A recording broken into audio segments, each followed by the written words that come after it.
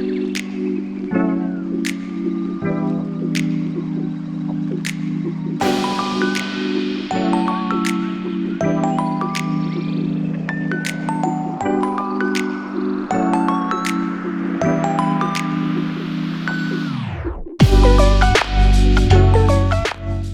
అండి, వెంకీ మల్లేశ్వరి కిచెన్ స్వాగతం అండి. అందరూ ఎలా ఉన్నారండి? మేము బాగానే ఉన్నామండి. మీరు బాగుండాలని దేవుని ప్రార్థిస్తున్నాం. ఇదిగోండి, కార్తీక మాసం సందర్భంగా ఉల్లిపాయ లేకుండా వంటలు అవి చూపిస్తూ ఉంటానండి. వీడియోలు కొద్దిగా లేట్ అవుతున్నాయండి. నాకు కొంచెం హెల్త్ బాగోక వీడియోలు కొంచెం లేట్ చేశాను. ఇక్కడి నుంచి కూడా అన్ని వీడియోలు కూడా వస్తూ ఉంటాయి, గమనించండి. ఈవేళ మనం చేసుకోబోయే రెసిపీ జీడిపప్పు ఉప్మా చేస్తున్నానండి. ఇది ఏ విధంగా చేస్తాను, క్వాంటిటీ ఏం వాడతాను అనేది కూడా స్పష్టంగా వీడియో చేస్తున్నానండి. జీడిపప్పు ఉప్మాకి కావాల్సిన సామాన్లు 250 గ్రాములు ఉప్మా రవ్వ తీసుకున్నానండి.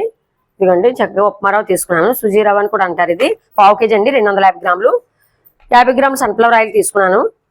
ఇప్పుడు 3 టేబుల్ స్పూన్ ఆవు నెయ్యి తీసుకున్నానండి. నెయ్యి చాలా బాగుంటుంది. దీంట్లోకి నెయ్యి కానీ డాల్డా కానీ వేసుకోవచ్చండి. నెయ్యి అందుబాటులో ఉండి నెయ్యి వేసాను.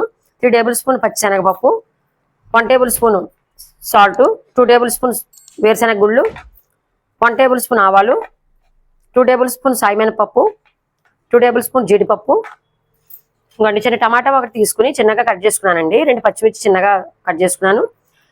కొంచెం అల్లం ముక్క చిన్నగా కట్ చేశాను. కొంచెం కొత్తిమీర, కొంచెం కరివేపాకండి. ఇవేనండి ఉప్మాకు కావాల్సిన సామాన్లు. ఇది ఏ విధంగా తయారు చేస్తున్నాను, వాటర్ కూడా ఎంత తీసుకోవాలి, ప్రాసెస్ అంతా కూడా ఏ విధంగా తయారు చేస్తాను అనేది స్పష్టంగా వీడియో చేస్తున్నానండి, గమనించండి. ముందుగా కడాయి పెట్టుకుందామండి. కడాయి పెట్టి నూక వేయించిన తర్వాత ఉప్మా చేద్దాము, పదండి. ఒక కడాయి తీసుకున్నానండి. స్టవ్ వెలిగించుకున్నాను అండి. కడాయి వీటెక్కిందండి. కడాయి ఇదిగోండి, రవ్వ తీసుకున్నాం కదా, వేయిందామండి. ఇప్పుడు కొంచెం లైట్ గా వేయించడమేనండి, కొంచెం పచ్చివాసన పోయే వరకు.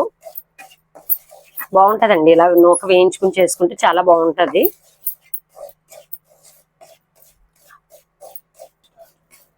ఇంకండి ఒక 2 మినిట్స్ వేయించాను, బాగా వేగింది. ఇదిగోండి, స్టవ్ ఆఫ్ చేస్తున్నానండి. ఇప్పుడు వేరే దాంట్లో తీసేసుకుందాం. ఇంకండి అదే కడాయిలో ఇప్పుడు నెయ్యి వేస్తున్నానండి.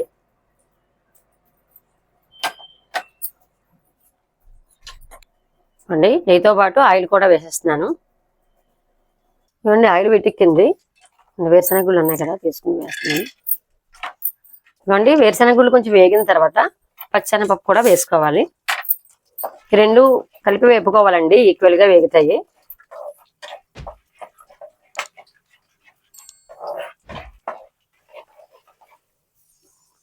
ఇదిగోండి, చక్కగా వేగుతున్నాయి. మీడియంలోనే పెట్టి స్టవ్ చేసుకోవాలండి ఇవన్నీ. ఇదిగోండి, చాలా దోరగా వేగేయండి. ఇప్పుడు సాయిమినపప్పు వేస్తున్నాను, ఆవాలు, జీడిపప్పు కూడా వేసేస్తున్నానండి.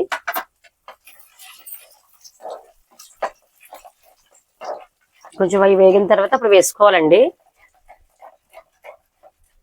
అన్ని ఈక్వల్ గా దోరగా వేగేయండి. ఇప్పుడు టమాటా, పచ్చిమిర్చి, అల్లం కూడా వేసేస్తున్నానండి. కరివేపాకు తీసుకున్నాం కదా, ఇది కూడా కడుక్కుని తుంచుకుని వేసేసుకోవాలి. మీడియంలోనే పెట్టి స్టవ్ చేస్తున్నాను. ప్రాసెస్ అంతా ఇలా వేగితే చాలా టేస్ట్గా ఉంటాయండి, బాగుంటాయి. టమాటా పచ్చివాసన పోయే వరకు వేపుకున్నానండి, త్వరగా వేయించాను. ఇప్పుడు వాటర్ వేసేద్దామండి. ఇదిగోండి, గ్లాసుతో కొలిసాం కదా, ½ గ్లాసు. దీంతో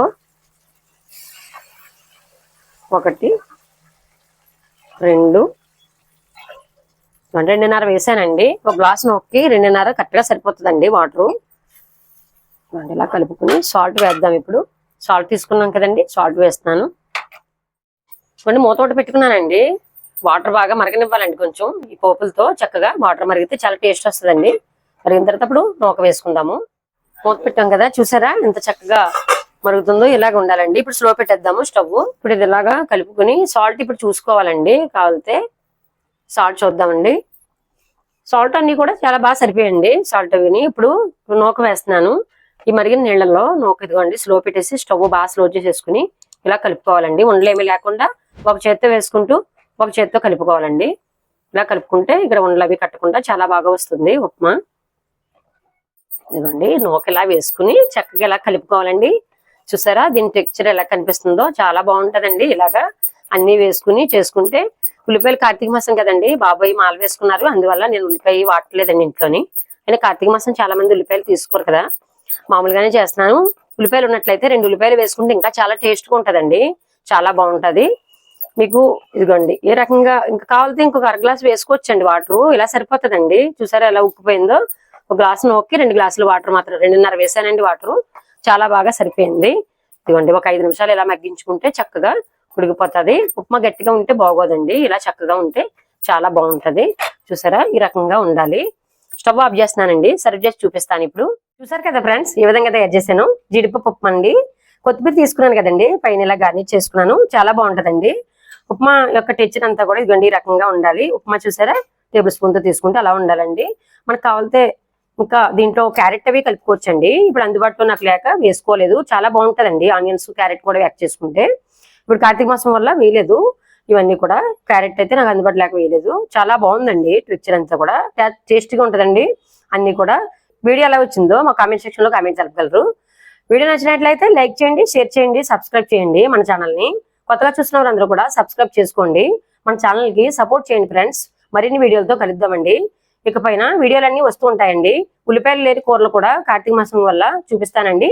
మొత్తం అన్ని కూడా కర్రీలన్నీ చేస్తాను, మొత్తం అన్ని కూడా గమనించండి. మన ఛానల్ ని సబ్స్క్రైబ్ చేసి మనకి సపోర్ట్ చేయండి ఫ్రెండ్స్. బాయ్ ఫ్రెండ్స్, వచ్చే వీడియోతో కలుద్దామండి.